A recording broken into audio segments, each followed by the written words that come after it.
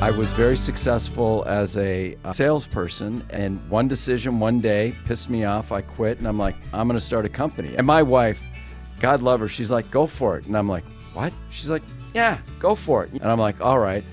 I had no idea what I was doing, and we just went for it.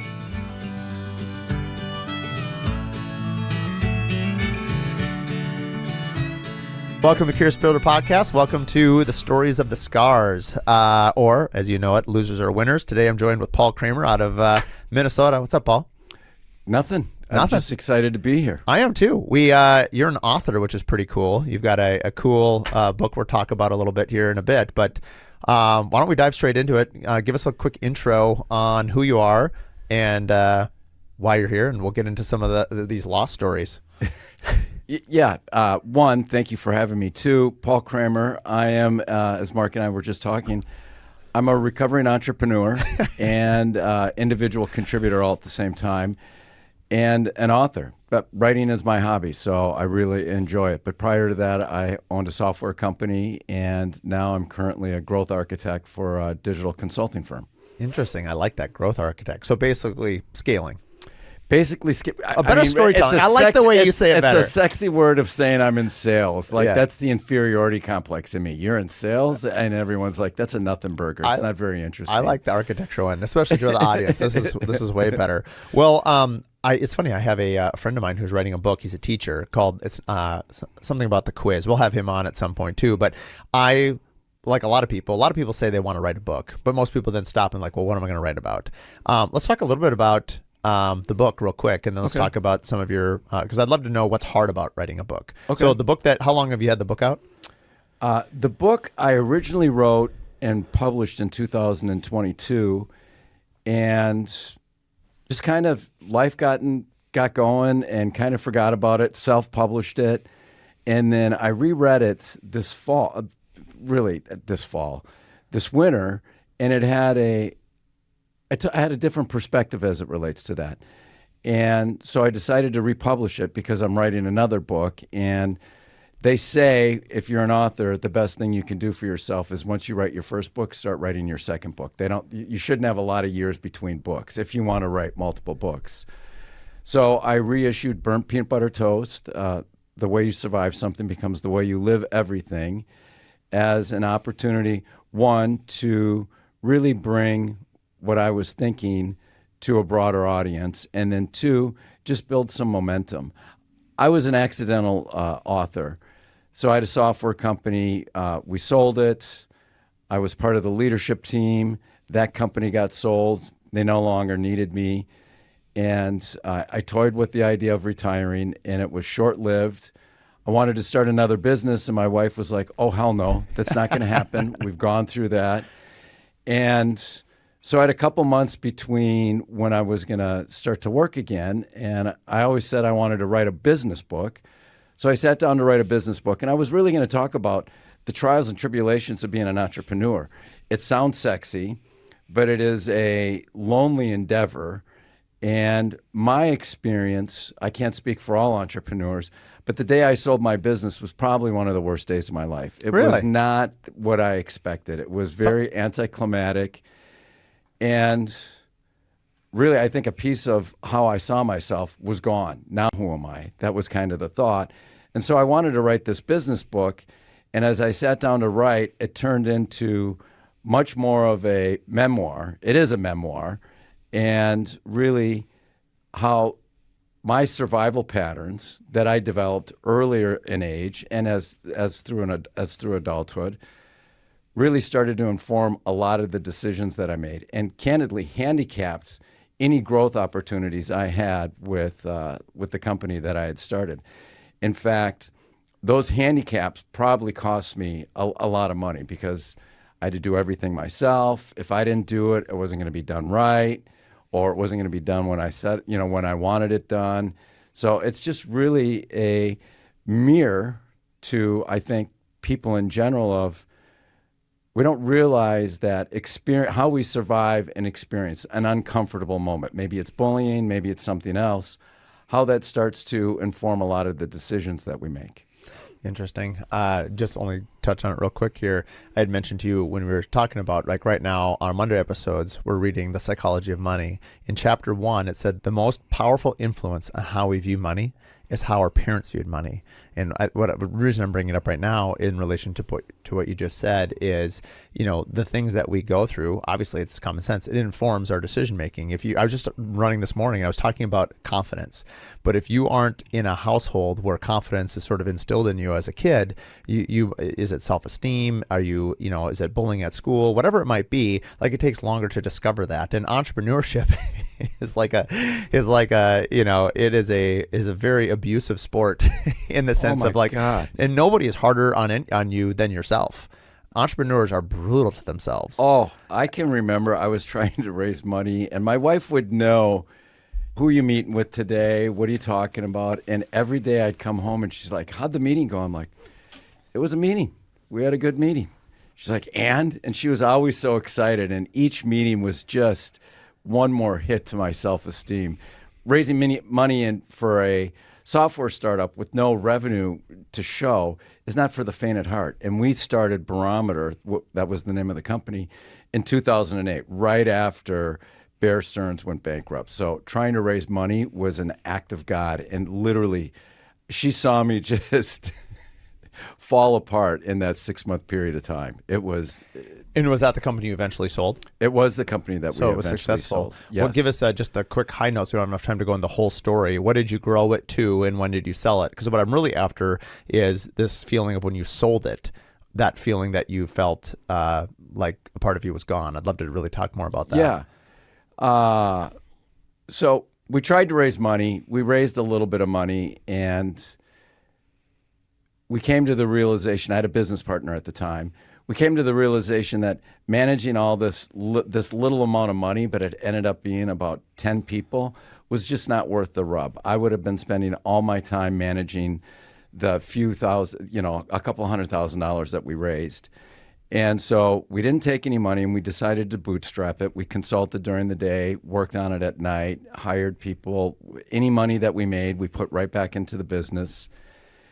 And then we got our first client, and they essentially were our venture fund. They were very gracious. I remember when we presented to them, they asked us to present to their leadership team, and I'm like, you realize we don't have software. And they're like, just do whatever you need to do. So I thought we were going to fake it. We actually made the whole software in a couple of weeks period of time, presented, and just by dumb luck, they continued to want to see investments, different features, and we were able to build that, continue to consult, and then one client led to another. Me and my partner ended up parting ways, and I stayed on. We grew it. I think at our peak, we were at 45 people. And oh, my. So it got pretty big. What did Barometer solve? What was the software? What did it do? The best way to look at it is we were in the enterprise architecture space. So we could show how things would be impacted. So if you were going to make a change to, let's say, a process within our product, Barometer, you could see how that change would have a ripple effect, not only through the business. What a great name. It was a great name. Actually, and we had to be called Barometer IT because barometer.com, I don't know who owned it, but they wanted $250,000. Sure they we're did. like, of course they come did. on, we don't have $250,000. So we grew to 45, and it was sailing along, and I made every entrepreneurial mistake that you could make. And then our biggest client one day said, you know what, we've invested a lot. We're kind of done investing. We're going to pay, it was a subscription-based software. So we'll continue to pay our subscription, but these big fees that you are charging right now from a consulting standpoint, we're just going to put those to bed. And that's really how we funded the business. So how many years did that go for? We started in 2008. We were at 45 at our peak in 2013, and then we went down to one employee. I had to lay everyone off. Basically, you built it for whatever they needed. Yep. And then once the ship got up to planing speed, they're like, okay, we're not building the ship anymore. You just need to drive it. Correct. All right. Correct. Very reasonable decision. The big mistake I made in that context, I put all our eggs in one basket. In one client, you mean? In one client, definitely. And we are lucky of we had 10 of the Fortune 100 companies were our customers. But a subscription-based software company, you need to grow really, really fast and, acquire customers way faster than we were doing it. And we made the lion's share of our revenue from a consulting standpoint. So when those dollars went away, I had to quickly make a decision. We did one layoff. First mistake is, I should have cut deeper. I had team members saying we should probably cut deeper because we had plenty of runway. And I didn't. I didn't want to. I think I let 7 people go on our first layoff. And if I would have let probably half the company go, we probably would have gone a lot longer. It wouldn't have had to have gone from 45, less 7, less everyone else, and just keep one member You cut the on. knee down. You should have just cut off the whole leg. I should have just cut the whole leg off. It's funny you say that. My dad, maybe about 2-3 years ago, we had a big project. Things were really lean. And we had a client put a $4 million project on hold. That was really the lifeblood that we needed for cash flow for about an 8-month period. And I was going to let one person go. And my dad had been a builder for 40 years. And he said, cut deeper than that. And I was like, really? Because the person I cut was someone I didn't think I could afford to leave. Like, he was so talented. But he was also my most expensive person on the payroll. And I did. And it was the best decision I ever made. But I wouldn't have gotten that had someone not, well, in this case, my dad. But a big reason why we have the podcast, why we're sharing your story, why we have the Curious Collectives and Contractor Coalition, things that you're not aware of, but the audience is to talk owner to owner, because entrepreneurship is like lonely. Because nobody talks to each other. And I feel like the generation right now that we're currently in is much more vocal. Social media allows you to be more vocal with it, but it's not like 2008 didn't have internet and all. Social media was just starting to begin right then, but people were much more private with their information. Now it's like, I feel like the currency is share everything, because we're growing and exchanging ideas so quickly that I feel like if you're not, you're kind of a dinosaur, in my opinion. Yeah, I would say when you're an entrepreneur, you always have to have that facade on that everything is great. Sure. It's going well. Don't ask for help, and don't give too much away, because you don't want to give the illusion that things are falling apart and then someone won't recommend you. And Sure. So everything is always rosy-colored glasses. And you're right. People are much more vocal. They'll post about it on LinkedIn, or there's a lot more services out there. But even in that context, I'm still curious as to really how much are people sharing? Is it really more surfacey level? Cash flow's tight. We're struggling with sales. Like, I'm really more interested from an emotional standpoint. Like, as an entrepreneur, I feel like I'm surviving. Not surviving like financially, but just from a life standpoint. I get home, I'm tired. I'm not the person I want to be when I'm sitting across the table talking to my wife.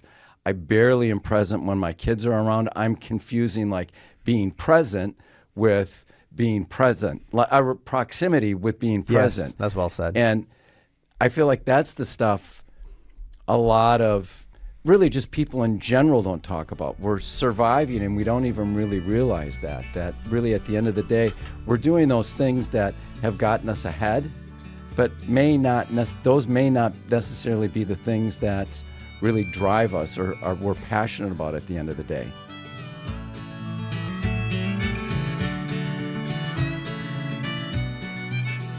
This episode is brought to you by Pella Windows and Doors. I've used Pella for 21 years as the exclusive window company on every one of my builds. When people ask me who I trust for windows and doors, it's Pella, every time. Their craftsmanship, their innovation, the top-tier service make them a no-brainer for any custom home builder or designer who demand the best.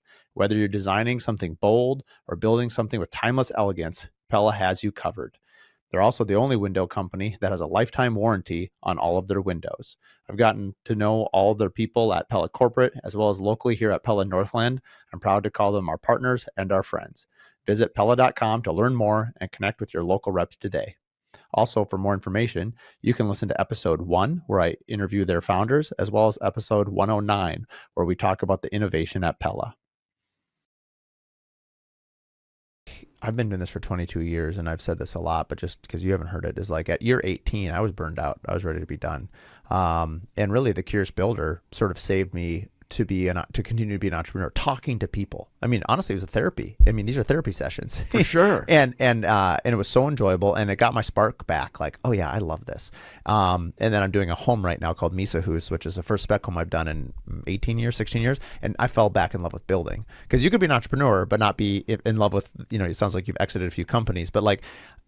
And where I want to go back in a minute is how if we get too much of our self-identity tied up into our business, if our business fails, we feel like we're a failure, which I think is a very common trap for most entrepreneurs. But going back to your earlier comment about basically being present where your feet are, but then realizing it's not just proximity, because we've all been there at the dinner table where you're staring out, you come in hot, you pick up the kids. I pick up my kids at 5, you come in the door, you're finishing a call with a client or whatever. There's stuff in the background. You're throwing, your wife wants stuff on the table. You sit down and you're there with your family, but you're not, because your mind is working on the next deal, and you just haven't had that space to kind of calm For down. sure. I feel like everyone, it gets hit later. When in your life did you realize, you're like, wait a minute, I'm not even present in my own body? When did that hit you? One, that's the premise of burnt peanut butter toast. The way you survive something becomes the way you live everything. For me, the moment was, my wake-up call was my wife. She went down to my office and was trying to find something just for her to write on, a notebook. And I had a notebook out there, and I just had a bunch of scribblings that she was just surprised, like, this is what I was thinking, this is how I felt. And she came up, and quickly thereafter, fast forward a few days, we're in couples therapy, and Good for you. I'm starting to share things that are going on, and she's oblivious to all of it, because on the outside, well, at this point in time, I thought I looked good. I looked like a piece of shit. I was 30 pounds light. I had greasy hair. Like, I was just, I had just fallen apart emotionally, and I was eating myself from the inside out. Yeah. When you, I think that's amazing that, it is our spouses, the people around us. It's a friend. It's, I just found out, we talk a lot about mental health on the podcast and just in general, because I think our age is we're much more open about it. You Totally. go back to the 80s and 90s, like mental health. Are you kidding me? Buck up, buttercup. You got to, be tough, that kind of. Plus, I'm in an industry of building and construction. There's even more stereotypes that's not acceptable. And honestly, they need it more than anybody, in my opinion. I grew up like, you pull yourself up by the bootstraps. You don't ask for help. I remember my wife at one point in time, we were sitting in a session, and the therapist said, describe how you feel when you wake up. And I described it. My wife looked at me and she goes, I think they call that depression. That's how I thought my entire life, from as long as I could remember. Like, the world was falling apart. Like, my first 5 seconds of the day was, where's that deal? What's going to happen with that deal? If that deal doesn't happen, what am I going to do? How do I go back and tell my wife Ann that we didn't get that deal, and we're not getting groceries, or whatever it is? That is just how I thought my entire life. I've never thought about this before, but like was it fight or flight? Fight or flight. You essentially were in that complete dopamine, adrenaline, survival instinct for probably sounds like a decade. Oh, I have lived in fear for a long, long time. And that's the reality, is I learned different survival mechanisms to avoid that fear, to really go head into really what's going on here. It's not necessarily fear is my reaction, but what's the thing I'm fearful of? And it's crazy, the survival patterns that I created to avoid difficult conversations, uncomfortable feelings, disappointing others. It's just insane. And I'm not trained in this, but what in some ways you're describing, it's like coping mechanisms for like drugs. Almost like I think entrepreneurship is a drug of choice. I've never thought about this before, but I think it's actually pretty accurate. Make no doubt about it. I was a reluctant entrepreneur. My dad, I grew up, my father was an entrepreneur. He owned a couple businesses. One did well, one failed miserably, and they lost the house and everything. And I was very successful as a salesperson at a company that I worked with, and one decision one day pissed me off. I quit, and I'm like, I'm going to start a company. I'd never built a software company before. How old were you when that happened? I think, know what? Sounds like I was a 27-year-old. No, actually, I was old enough to know better. I was 40. Really? I was an old entrepreneur. Wow. Yes. That's awesome. I love this. Was Barometer was your first? Yes. I mean, I did a bunch of stuff through teens and Sure. early 20s that were just nothing burgers. But yes, Yeah. Barometer was the first where I'm like, I put it all on the line. And my wife, God love her, she's like, go for it. And I'm like, what? She's like, yeah, go for it. You know, we had 3 kids. We lived in Lyndhurst at the time. And I'm like, all right. I had no idea what I was doing. It really, and we just went for it. And we learned, we made every mistake that you could possibly make. Here's the good news. You get through them, number one. 2, they're not really as painful as you think they are. In fact, they're kind of a relief once you encounter that mistake and you're like, oh, all right, at least I'm glad that one's done. There's going to be another one down the road. But yeah, my wife, Ann, she was the greatest cheerleader in the world. Now, we did do one thing that was kind of stupid. She had a startup at the same time. So she started a clothing line. She's going to be next week's guest. She'll be like, he's insane. But she started a clothing line, and it's very similar to building in a lot of ways. She did very, very well, was in glamour, in style, but it requires so much cash. The amount of cash to support a clothing line was mind-boggling to me. At least when we had Barometer, we could consult and throw the money right back into the business and take a little bit. So we had 2 startups, 3 boys. They're very far apart. So we had an infant and then 1 in high school and 1 in grade school. It was freaking crazy. It was a blast looking back that surviving was actually fun. But my internal survival mechanisms were a freaking nightmare to be around, whether you were my business partner, a client, an employee, and God loved my wife. She had to sit through all of it and the kids. Amazing that she was doing it at the same time. I get so much credit and guts for those that, I mean, at 40 to be an entrepreneur, that's super impressive. Just because, when I started, I had a little business in high school. So what did I know? But then for me, it was 23. And this was like, you didn't know what you didn't know. In some ways, I realized that not realizing how much risk you're taking is like a huge blessing. Oh, it's a total blessing. Because you're not even aware of it. It's like you have no idea there's a train coming behind you. You're like, oh, what train? That noise is just kind of a tune you're whistling to. And those that, go later, you've got a family. My hat's off to all of them. That's all credit to Ann, my wife. Yeah. Because she is like, so what? It's money. Big deal. Well, you'll recover. We'll recover. We'll get through it. If that's what you want to do, were you try happy? it. Do you recall were you happy? When I say happy, did you love what you do? Even though it was a hustle, and did you love it? Did you enjoy it? I really believed in what we were doing. Yeah. It was super, super exciting. It was passion. The difficulty we ran into is we were probably 5 years too early. That we were just way ahead of the curve in how people were thinking. But yeah, I was passionate about it. Just because I'm going to talk to you forever, I love this story. When you sold the company, what year was that? We sold it April 2nd of 2014.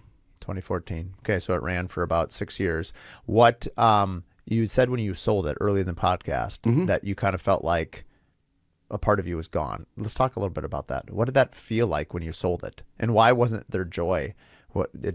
Walk us through the emotions of that. Yeah, I write about my book actually opens up with this scene. Oh, I'm reading this book now. I can't wait to read this. You'll get a kick. I'll put a link only in the post. because you know me now. You'll be like, oh, I can hear Cramer's voice, and now I can't get it out of my head. The reason that it was probably one of the worst days of my life is I sold it out of fear, literally out of fear. I had just because you'd gone from 45 down to 1. Down to 1. How long was that gap that you were at 1 before you sold it? The gap so we went down to 1, and then we started to hire back. So I think when we sold, we had 8 people at that point in time, and we had just been put on the Gartner Magic Quadrant, which in technology is the holy grail, and we were a self-funded startup, made it in a very good position in the Magic Quadrant. And without that incident, I probably would have gone out of business. But all of a sudden, we were on people's radars, and we were starting to get calls from an acquisition standpoint. And things were moving in the right direction. But we were also running out of money again. And we had one offer that I said no to, actually paused, took a deep breath, didn't react. Most of my decisions are reactions. They're not decisions. And decided to pass on it. And then another company came around with a very good offer. I assume this is one of your clients? No, it was a private equity firm. Came around, and after we did the math, if we were to go to raise money and do all the things that software companies want to do, we would have made about the same amount of money. So I'm like, yep, you know what? It made sense. But that was short-lived because I was afraid we were going to run out of money, and I don't know if I had it in me to go in and do all the things that you needed to do to get to the next level. Series A, Series B, VC. I didn't want anyone telling me what to do. I just wanted to be done with it.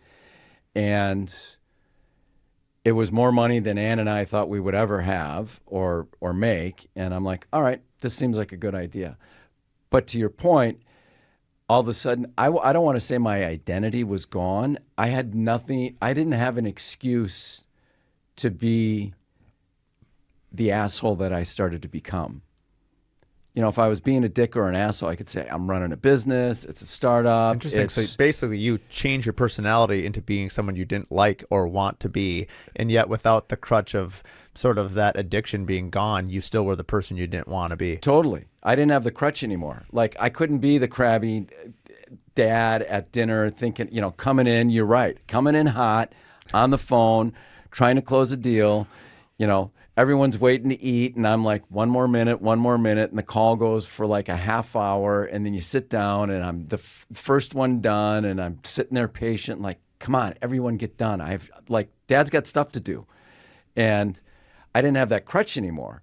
And I think I realized that very quick, like within days after selling, like, oh my goodness, I'm still...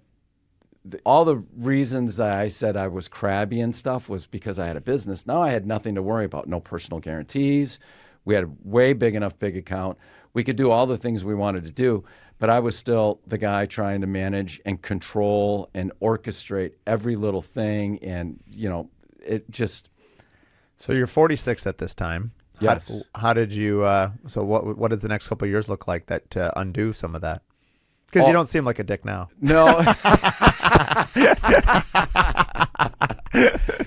I would say that the next few years, I probably got worse. I was really, yeah.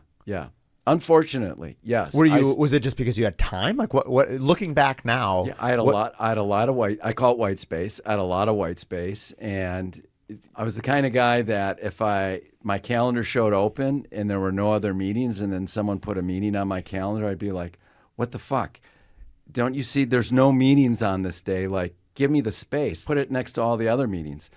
I started to unravel. And really, that's the premise of Burnt Peanut Butter Toast is I just started to become undone. It's crazy, but I imploded. At 3 years, I'm sitting in a marriage therapist couch, and my wife's looking at me like, who is this guy? This is not the guy I married. And I slowly but surely unravel and start to see that really how I was showing up were old survival patterns from things that happened a long, long time ago. And just stuff that I never said I would tell anyone, all of a sudden started to come out. And, based as a result of having a fantastic therapist. So we went to marriage counseling, and they're like, your wife Ann doesn't have a problem, but you got a lot of problems. So I spent a lot of time with who I call Nate in my book, and it was an eye-opening experience. I will say this, it's dramatic. It was life-changing. Honestly, I would love I think the audience would love this. I know I am. We'll probably break this episode into two if you're good to keep talking. Totally. I would love to talk about therapy if you're open to it. For sure. Because I think so many people it's a taboo. They don't understand it. And I have a lot of peers that are in it, but I've never had someone that's quite from an entrepreneurial standpoint, especially because they're like, no, Anne's doing pretty good. You actually need to work on yourself. And I assume, the way I understand it, correct me if I'm wrong. I'll just make a note here to know when to split this 20. Hang on one second.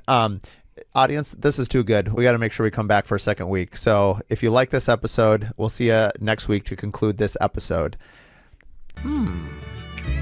Thanks for tuning in to the Curious Builder podcast. If you like this episode, do us a favor. Share it with 3 other business owners. The best way that we can spread what we're doing is by word of mouth. And with your help, we can continue to help other curious builders expand their business. Please share it with your friends, like and review online. And thanks again for tuning in.